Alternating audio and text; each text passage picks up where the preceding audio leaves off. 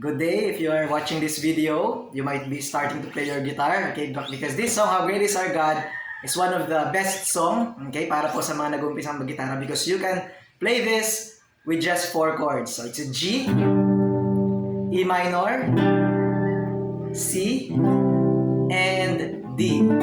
Okay, so mag-iiba lang po ng timing so you can make it plucking or strumming as long as pasok sa timing. So basic strumming we'll do down, down, up, down, down. Okay, so you can start with G, splendor of the King. Do it again, down, up, down, down, and clothed E minor, majesty.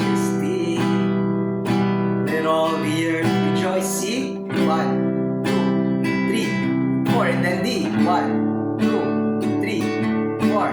Okay, so it's like yung letter G and letter E na chords, they are 8 counts, and then C and D is, I think, 4 counts. Okay, so G, you just need to do down, down, up, down, down twice, and then 4 chords of C and D, just do it once like this.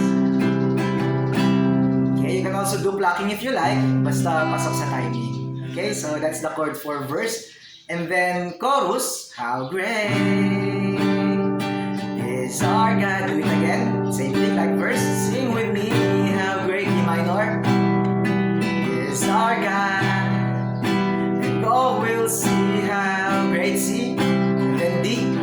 How great is our God. D, G again. Since mag-start ka ulit ng verse, go with G again. H, D, H. Stand.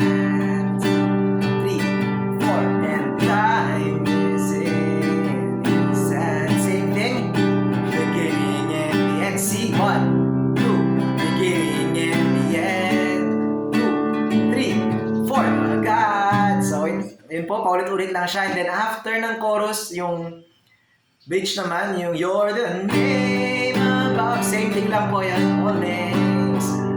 And 8 counts ng G. And then you are worthy, E minor, for praise. And then C. And my heart will sing how great. Then D. And G again. Is our God. Alright, so you'll enjoy singing the song with just the 4 chords. Okay, thank you so much for watching and God bless you.